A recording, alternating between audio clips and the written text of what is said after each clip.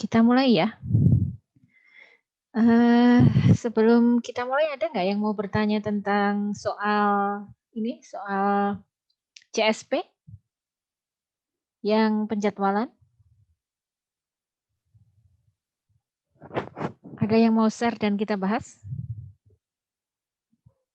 Atau itu nanti aja ya? Oke, sekarang saya fokus menjelaskan ini. Bismillahirrahmanirrahim. Assalamualaikum warahmatullahi wabarakatuh.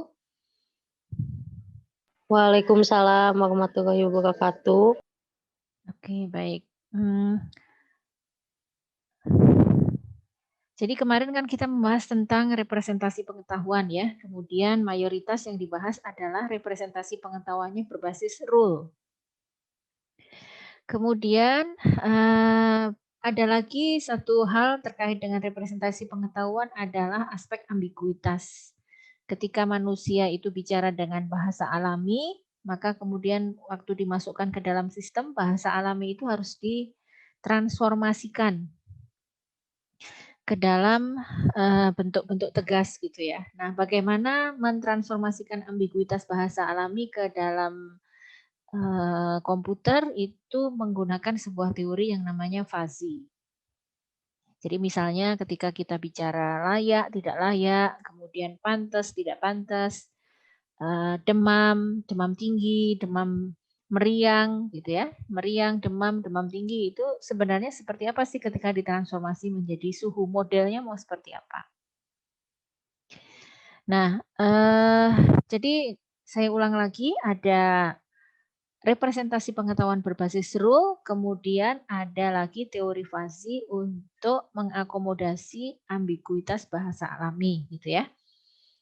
Kemudian ketika itu dipadukan menjadi sebuah sistem reasoning, sistem bernalar, yang kemudian nanti bisa memutuskan ya, si program yang kita buat ini bisa memutuskan sesuatu berdasarkan data yang masuk, maka ada satu sistem yang disebut sebagai fuzzy inference system. Rule based fuzzy rule based inference system gitu. Nah, prosesnya yang tahap pertama nanti kita akan punya yang namanya variabel input dan variabel output. Gitu. Variabel inputnya dimasukkan di atas ini. Gitu ya. Nanti kita ada proses namanya fazifikasi gitu. Ada proses fazifikasi itu mengubah dari crispy menjadi nilai fuzzy. Jadi crispy itu misalnya IPK-nya 3,1, gaji orang tuanya 2,9 juta, itu namanya crispy input, angkanya bentuk angka yang tegas. Lalu ketika masuk ke fasifikasi ini nanti akan keluar tulisan, akan keluar kesimpulan berapa derajat keanggotaan terhadap himpunan fuzzy input. Misalnya fuzzy inputnya adalah, sebentar, saya tulis fuzzy inputnya. Fuzzy inputnya kemarin kita punya gaji orang tua dan apa? IPK ya. Gaji orang tua dan IPK itu variabel inputnya. Di mana IPK itu dibagi menjadi apa kemarin? Tinggi gitu ya, sedang, rendah misalnya.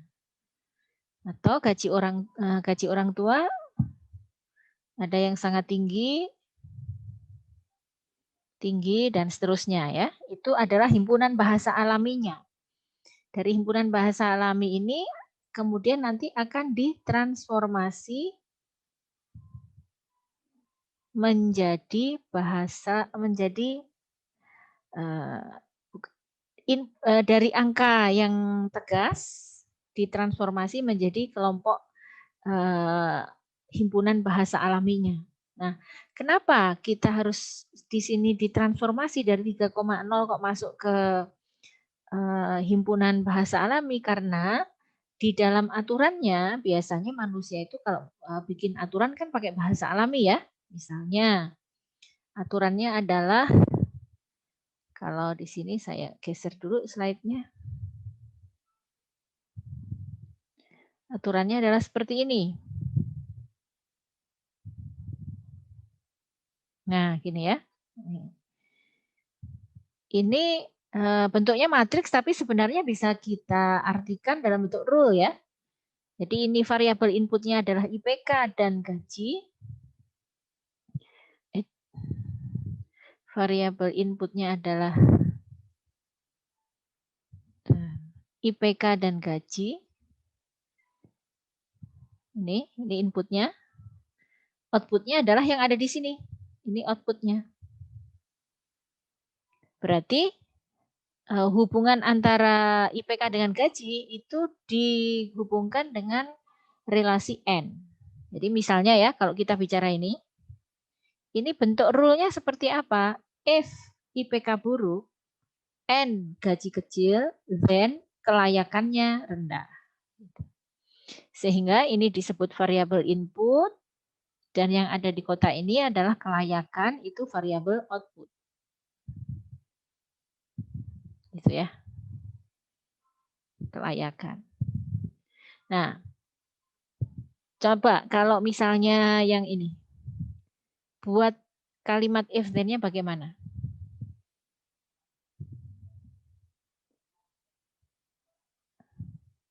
Kasfi coba.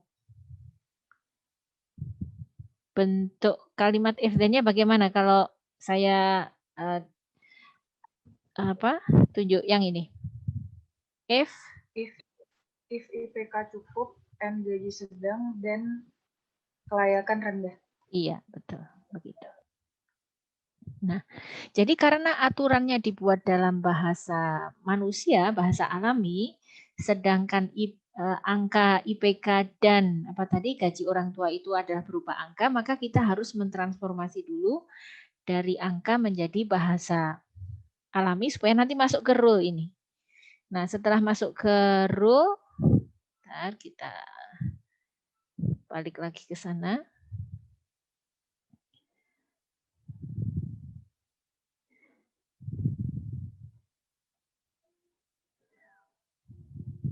Setelah masuk ke rule, nanti akan dibalikkan lagi gitu kan. Jadi tadi dari sini angka, kemudian menjadi bahasa alami, dari bahasa alami lalu dilakukan inferensi dengan menggunakan rule tadi di sini ya, di sini ada rule. Nah, setelah ada keluar dari rule kan nanti keluar kelayakan kan? Kelayakannya ada rendah, ada sedang tadi ini kelayakannya. Rendahnya berapa? Nanti setelah ketemu rendahnya berapa, berikutnya dilakukan defasifikasi menjadi angka lagi. Misalnya kelayakannya adalah 56,3. Nah, ini ada kembali lagi dalam bentuk angka. Sehingga bisa dibandingkan. Gitu ya, itu urut-urutannya. Jadi misalnya kalau kita pakai AC, mesin AC ya, AC itu misalnya sensornya adalah suhu ya. AC itu kan suhu digabung dengan jam misalnya ya. Suhu digabung dengan jam. Kok bisa Bu suhu digabung dengan jam? Jadi misalnya gini, if suhu sama dengan rendah, N, waktu sama dengan pagi, then RPM AC sangat rendah. Jadi kalau RPM AC rendah kan suhu yang keluar hangat kan, tidak terlalu dingin. Nah kalau seperti ini berarti variabel inputnya adalah suhu dan waktu. Variabel outputnya adalah RPM AC. Nah, nanti untuk menyatakan seberapa dekat dia ke kelompok suhu rendah itu menggunakan satu nilai yang disebut dengan ini, mu ya. Disebut dengan mu. Ini namanya derajat keanggotaan. Oke, gitu ya. Jadi saya ulang lagi. Fuzzy rule based inference system ya, fuzzy rule based inference system itu sistemnya adalah kita harus menentukan dulu variabel inputnya apa, kemudian kita menentukan rule-nya, matriks tadi ya, matriks itu adalah rule-nya, bisa juga 3 variabel, nanti matriksnya ada satu apa? Misalnya yang barisnya ada 2 variabel itu bisa seperti itu, bisa juga 4 variabel berarti pakai n. Ada rule-nya, kemudian ada variabel output. Nah, prosesnya dari nilai crispy input dilakukan fazifikasi, kemudian keluarlah variabel fazinya, nilai fazi bahasa alaminya, dilakukan inferensi, ketemu nilai fazi output, kemudian diproses defazifikasi menjadi angka. Nah, gitu. Jadi perasaan manusianya itu diolah di sini, ya, diolah di sistem fazinya ini ambiguitasnya. Nah, kemudian fazi ini bisa dipakai untuk pengambilan keputusan dalam urusan manusia, gitu ya, urusan sistem informasi kira-kira begitu. Bisa juga dipakai untuk kendali atau sistem kontrol. Ya, kemarin tadi saya sempat cerita itu misalnya AC. Kemudian misalnya pengereman pada kereta api magnet otomatis Shinkansen di Jepang itu juga menggunakan sistem fazi. Nah, ada 2 model penalaran yang penggunaannya berbeda. Model penalarannya adalah pakai metode, kelihatan? Ya, metode apa? Mamdani dan metode Sugeno. Nanti kita akan lihat cara penghitungannya berbeda. Model Mamdani ini lebih merepresentasikan intuisi atau perasaan manusia dalam mengambil keputusan. Sedangkan Sugeno dipakai kalau fuzzy inference sistemnya dipakai untuk sistem kendali. Ya, apalagi kalau sekarang banyak IoT, Internet of Things, tuh mungkin sistem kendalinya bisa pakai fuzzy. Nah, si Sugeno ini lebih cepat, lebih sederhana. Sehingga sistem kendalinya bisa response time-nya lebih cepat. Oke, kira-kira seperti itu. Kemudian kita belajar ini problem solving ya, latihan penyelesaian soal untuk kasus beasiswa. Seperti halnya tadi sudah disebutkan, beasiswa ini variabel inputnya ada IPK dan ada gaji orang tua. Nah, kemudian sebelum kita lakukan perhitungan, saya akan jelaskan dulu sebentar. Di sini ada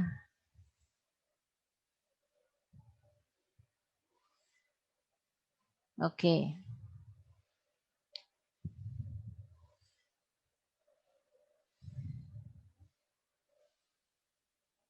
Ini apa?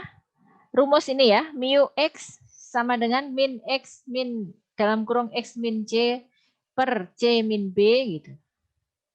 Ini kamu harus memahami ini rumus ini nih maksudnya seperti apa gitu ya.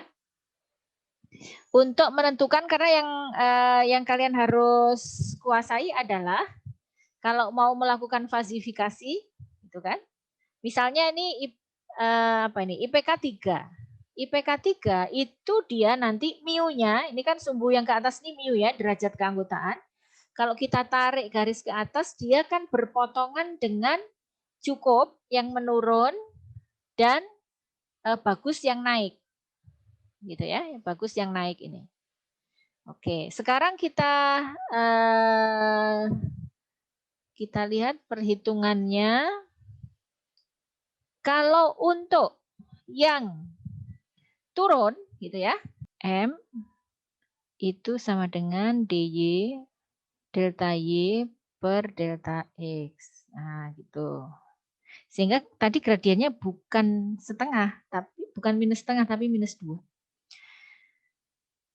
DY per DX berarti adalah 1 min 0 dikurangi 3, salah. Bukan 1 min 0. M sama dengan DY per DX. DY per DX sama dengan 0 dikurangi 1 karena ini 0 dan ini 1 ya, Y-nya dibagi dengan 3,25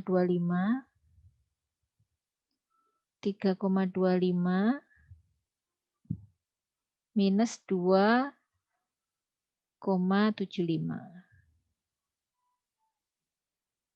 Nah, itu sama dengan minus 1 dibagi setengah.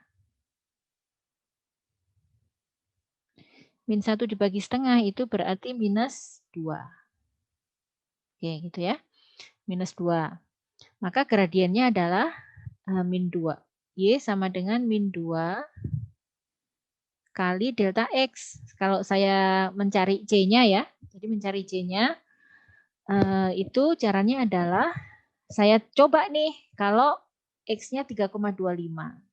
Berarti 3,25 dikurangi 2,75 itu adalah setengah. 2 minus 2 kali setengah, ya, tadi sudah dikurangi hasilnya setengah, ditambah C. Diketahui Y-nya 0. 0 sama dengan minus 2 kali setengah itu 1, min 1 ditambah.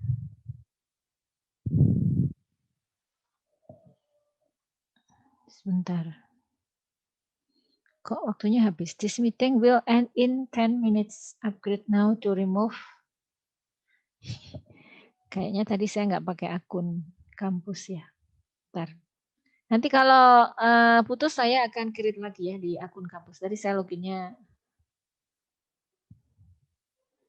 Oke, saya ulang lagi. Bukan diulang dari awal sih. Dan habis. Nah, jadi C-nya 0 sama dengan minus 1 ditambah berapa? Ketemulah C-nya 1. Nah, sehingga persamaan garis ini persamaannya adalah Y sama dengan minus 2 kali delta X plus 1. Gitu. Nah, untuk cepatnya nanti, kalau mau, ini tadi caranya ya, kalau mau cepatnya nanti hafalannya begini. Kalau garisnya turun, khusus untuk fungsi fazi ini karena ini maksimalnya selalu 1, maka C-nya pasti 1. Tapi kalau garisnya naik, ini pasti Y sama dengan MX, M-nya pasti positif, M delta X plus 0. Itu rumusnya ya. Nah, tinggal mencari gradiennya adalah tadi ya, dari dikurangi DY per DX, Y2 dikurangi Y1 dibagi X2 min X1. Gitu.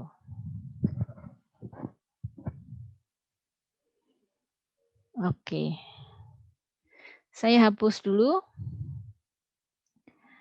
Sekarang kalau sudah ketemu ya, untuk yang cukup ini kan tadi garisnya ketemunya adalah Y sama dengan min 2 delta X plus 1. Ketemulah titiknya 3 kan? Bukan ketemu titiknya 3. Kamu disuruh mencari Y untuk X sama dengan 3. Berarti min 2 dikalikan 3 minus 2,75. Ya. Minus 2,75. Ditambah 1. Kenapa 3? Karena kita mau mencari yang IP-nya 3 ini. Mu-nya berapa? Maka ketemulah 3 dikurangi 2,75 itu kan berarti 0,25 ya. Minus 2, 0,25 berarti kan seperempat tuh. Dibagi seperempat, kali seperempat, ditambah 1. Ini minus ya. Minus 2 kali seperempat ditambah 1 berarti hasilnya berapa? Minus setengah ditambah 1. Hasilnya berapa? Hasilnya? Halo? Bisa hasilnya setengah. Sekarang saya coba ya, kita coba. Kalau misalnya disuruh menghitung IP-nya 2,9 misalnya. Yuk, maka caranya Y-nya berapa? Kalau Tanya 2,9 terhadap IP cukup. Sama dengan minus 2 kali berapa? 2,9. 2,9 9. min 2,75 ya. 2,75. Ditambah 1 kira-kira. Hasilnya berapa? Minus 2 kali 2,9 dikurangi 2,75. 1,5 ya? 0,15 ya? 0,15 benar. Ya, 0,15 ditambah 1. Berarti 2 kali min 2 kali 0,15 min 0,3 ya. Oke. 0,15 kali 2 kan 0,3 tuh. Ditambah 1 ya. Ini 0,3 ya. Deal. Min 2 kali 0,15. Berarti 0,3 kan. 15 kali 2 kan 0,30 kan. Berarti berapa hasilnya? 0,7. 0,7. Maka kalau di sininya 2,9, mu-nya itu ke sininya ketemunya adalah 0,7 gitu. Paham?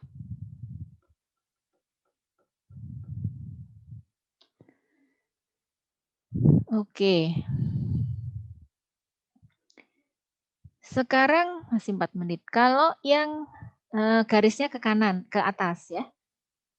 Misalnya kalau diminta 2,9 terhadap bagus, terhadap apa ini? Terhadap kelompok bagus itu mu-nya berapa? Kan mu-nya lebih rendah dari 0,5 nih kan kalau kita lihat ya. Nah, ini. Berapa ini? Maka kita hitung tadi berarti gradiennya kan pasti positif ya. Plusnya 0 ya kan. Tadi saya sudah ini triknya adalah Y sama dengan MX karena C-nya pasti 0. Khusus untuk fazi. M-nya adalah 1 dikurangi 0 gitu kan.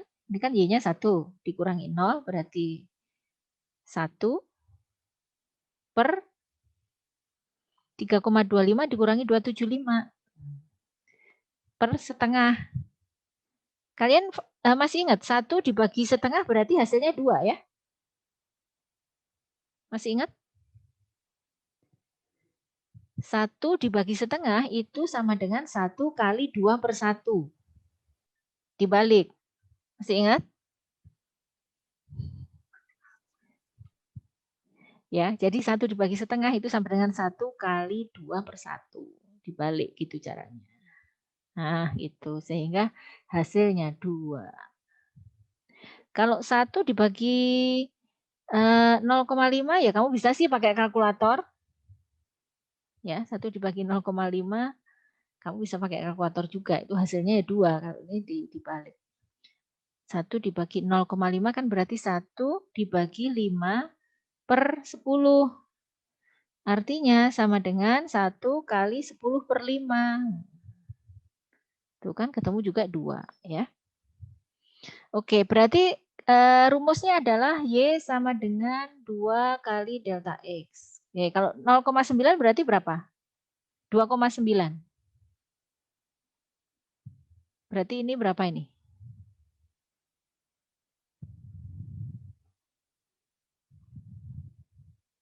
Berapa? 2 kali 0,15 kan? Berapa? Halo? Di sini berapa? 0,3. 0,3. Oke. Ya. Ini saya stop dulu. Saya ganti login akun yang punya kampus ya. Nanti saya share lagi di grup, kalian join lagi.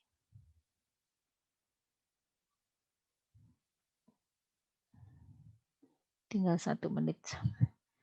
Stop share. And